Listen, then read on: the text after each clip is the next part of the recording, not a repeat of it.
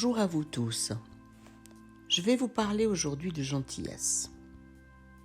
C'est quoi au juste la gentillesse? Terme largement galvaudé, utilisé à toutes les fins, celle de la culpabilisation, celle du pointage du doigt, celle de la bien-pensance. La gentillesse est un état altruiste, par définition, doux, gracieux, avec la notion du service à autrui, sans brusquer et sans offusquer l'autre.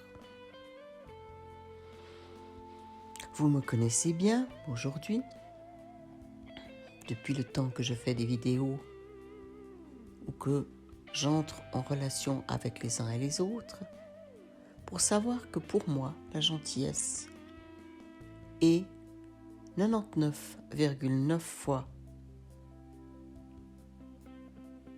un état faux, corrompu, et du fait, la gentillesse n'a rien de gentil, n'a rien de gracieux. C'est de la bien-pensance pure. Moi je sais, toi tu sais pas. Surtout pas te brusquer. Oh là là là là là là, oh là là. J'aurais envie de vous faire réfléchir à ce sujet. Quand vous dites à votre petit-fils ou à votre fille, sois gentil s'il te plaît.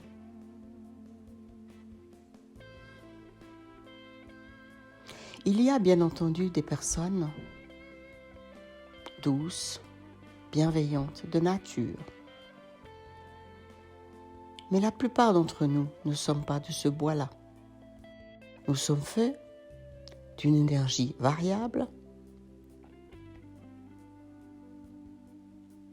d'un effet cocotte-minute à l'interne de qui nous sommes, qui a plutôt l'effet du dragon en rut que du chérubin de certaines chapelles du Moyen-Âge. Comme vous le constaterez en vous observant, en allant écouter à l'interne, vous ressemblez plutôt au cas de figure du dragon en rut, et pardonnez-moi l'expression, qu'au chérubin grassouillet d'une chapelle type Sixtine.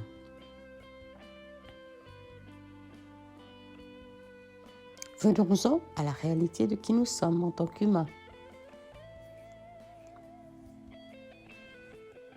Êtes-vous vraiment en paix? Avez-vous même les meilleurs intérêts du collectif dans votre tête ou dans votre cœur? Et sans vouloir vous offenser, je vous encourage à observer de quel bois vous vous chauffez et de bien vous connaître et d'observer votre langage et votre pensée. Quand elle vous fait une queue de poisson ou que la dame devant vous, à la caisse du supermarché, traîne un peu trop ou a oublié son porte-monnaie. Observez. Observez comment vous fonctionnez. Observez avec quelle vitesse vous jugez, que ce soit l'autre ou vous-même d'ailleurs.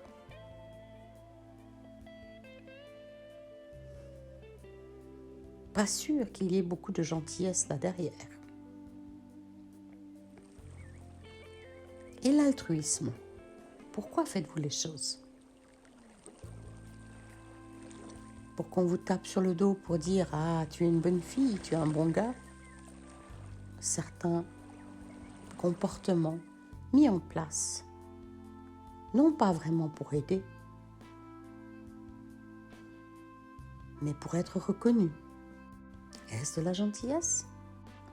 J'entends certains d'entre vous crier « Mais Claire, arrête, arrête ou arrêtez !» Vous démontez tout. Et oui, la première personne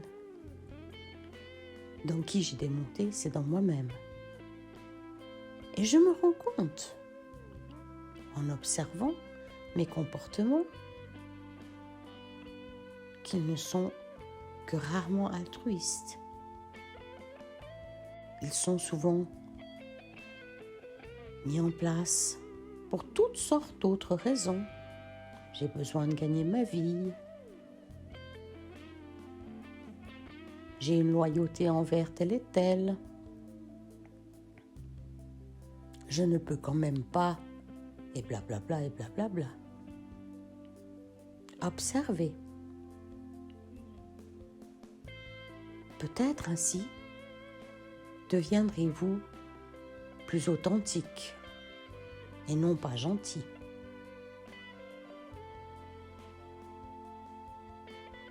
Si la gentillesse est réellement dans votre trait de caractère, gardez-la. Mais veillez à l'authenticité de ce trait. N'est-ce pas parce que votre maman ou votre grand-maman vous a dit « Oh, arrête ça, sois gentil, arrête !» Et vous de baster pour plaire ou complaire. Et loin de moi de dénigrer la gentillesse. Il y a des personnes profondément gentilles, profondément bienveillantes, mais ça n'est pas la majorité. La majorité d'entre nous sommes des êtres colorés, toniques ou apathiques, en fonction de notre modèle interne, qui ne nous connaissons pas du tout et qui n'avons ni authenticité ni gentillesse, mais juste un fatras de programmation, de comportement dits innés. Ils ne sont guère innés. Ils sont fabriqués par les systèmes matriciels dans lesquels vous avez grandi et que vous continuez à choisir aujourd'hui.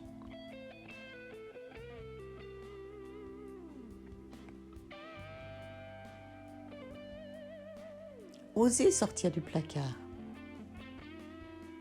Osez devenir qui vous êtes profondément, au risque de déplaire, au risque de mettre les gens à rebrousse. Et alors, si tel est qui vous êtes profondément,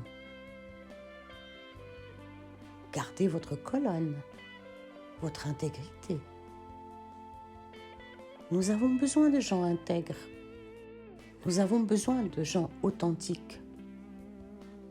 Il y aurait moins de guerre. Nettement moins de guerre. L'authenticité aligne.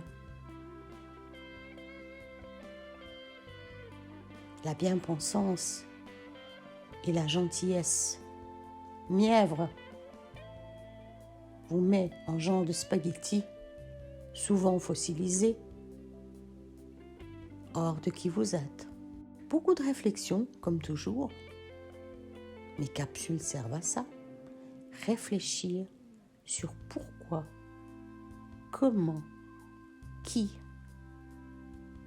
Et rappelez-vous que vous êtes responsable de qui vous êtes, de ce que vous dites, de ce que vous pensez.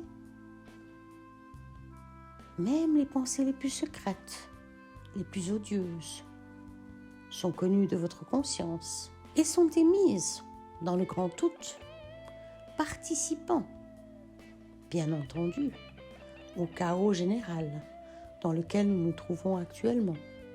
Apprenez à découper petit. Apprenez à regarder les choses en face et appeler un chat un chat.